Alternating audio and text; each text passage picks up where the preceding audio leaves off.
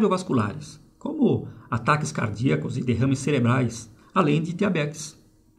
Ela tem como base a resistência das nossas células à ação da insulina, que é um importante hormônio. É, portanto, uma doença da civilização moderna, associada à obesidade, como resultado da alimentação inadequada e do sedentarismo. Vamos explorar isso aqui. E começamos por entender alguns conceitos e ideias, pontos de vista sobre nossa fisiologia humana. Um adulto de 70 quilos, como eu, tenho 71, tem cerca de 5 litros de sangue percorrendo todo o corpo. Sangue que leva alimento e oxigênio às células, retira os resíduos indesejáveis, o gás carbônico, e também por onde trafega um sem número de substâncias para nossos processos homeostáticos. Nesses 5 litros de sangue estão circulando também cerca de 4 a 5 gramas de glicose, de açúcar, o que equivale a uma pequena colher de chá, ou, em outras palavras, para ficar no jargão médico, isto significa uma taxa de glicemia normal que varia entre 80 e 100 miligramas por decilitro de sangue. Quem já fez exame de glicemia sabe o que isso significa. Pois bem, para lhe dar uma perspectiva de como isso é pouco comparado ao que ingerimos diariamente em nossa moderna alimentação, só uma pequena lata de suco industrializado tem em média 35 gramas de açúcar. Ao ingeri-la, seu organismo tem que lidar com todo esse excesso de forma radical, pois agora a taxa de glicemia no seu sangue sobe expressivamente e o organismo lutará para voltar à normalidade. E isto é feito da seguinte forma. Quando sobra glicose no sangue, ela é armazenada em nossos músculos e no fígado, na forma de uma substância chamada glicogênio. O fígado armazena até 7% do seu peso em glicogênio. A função desse glicogênio hepático é manter a glicemia do corpo entre as nossas refeições. Ela é a forma de se armazenar glicose, que poderá ser exportada para qualquer lugar do corpo que tenha necessidades energéticas. Existem 2 hormônios relacionados ao metabolismo do glicogênio. Um é a insulina, o outro é o glucagon. A insulina é responsável por transportar a glicose do sangue para dentro de cada célula. Ela é a chave que abre as membranas celulares para que esse verdadeiro combustível chegue onde precisa ser processado. Sem a insulina, as células simplesmente não teriam como absorver a glicose.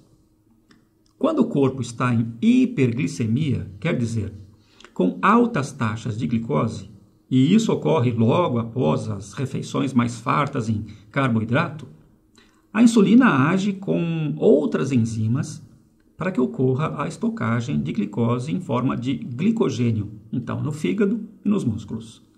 Os verdadeiros excessos são transformados em outro tipo de armazenagem, as gorduras corporais. E a insulina está bastante presente nesse processo também.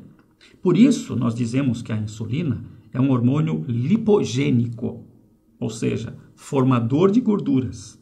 Em outro processo metabólico, é o glucagon o responsável pela quebra do glicogênio e a liberação de glicose quando o corpo está hipoglicêmico, com baixas taxas de glicemia, o que ocorre entre as refeições. Lembre-se, o nosso corpo precisa manter um certo nível de glicose no sangue para fornecer energia para as células constantemente, entre 4 e 5 gramas no total. Perceba o seguinte: açúcar aumentado no sangue aumenta também a insulina. A insulina, constante, em altas doses, estressa os receptores nas nossas células, que passam a não mais processá-la. Quando chegamos nesse estágio, nossos níveis de açúcar no sangue ficam muito elevados e os da insulina também. Vou explicar melhor isso para você. Quem produz a insulina em nosso corpo é um órgão chamado pâncreas, e há 2 tipos de insulina, a basal e a bolus. A primeira, a basal, é liberada de forma contínua no sangue para que nossas células tenham acesso à glicose necessária e produzam energia. Já a insulina bolus é liberada em grandes quantidades quando há um aumento expressivo do açúcar no sangue, após uma refeição, por exemplo. Como nós vimos por aqui, a história do ser humano no planeta remonta a mais de 3 milhões de anos. 3 milhões de anos em evolução. Em 99,9% desse período, o alimento era escasso na natureza. Tínhamos de lidar com isso. Nossa genética, então, foi talhada por condições de extrema falta de recursos, no caso, alimentos. O homem passou todo um longo ciclo evolutivo fazendo apenas uma grande refeição diária, ou uma dessas refeições a cada 2 dias, 3 dias, quem sabe uma por semana. Só muito recentemente é que foi inventada a agricultura. E mais recente ainda, a industrialização e distribuição abundante de comida na forma de carboidratos, que é a forma mais barata de se produzir comida. Carboidratos. De um jeito bem simplista, podemos dizer que durante muito tempo nosso organismo precisou produzir muito pouca insulina para controlar os excessos. E agora a coisa se inverteu radicalmente. A nossa alimentação moderna, tanto no cardápio quanto nos hábitos, é que está produzindo as condições ideais para a então resistência insulínica, a causa número 1 da diabesidade.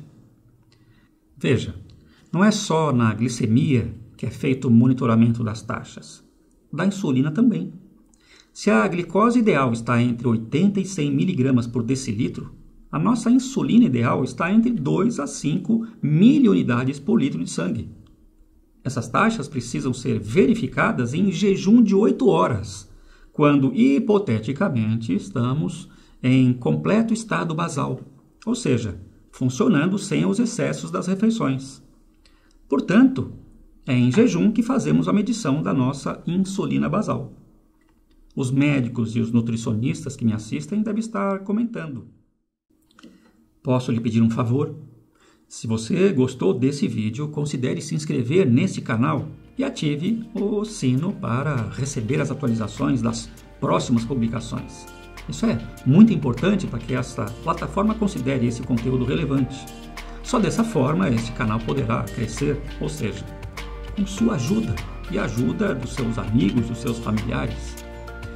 Todo esse meu trabalho é dedicado a você.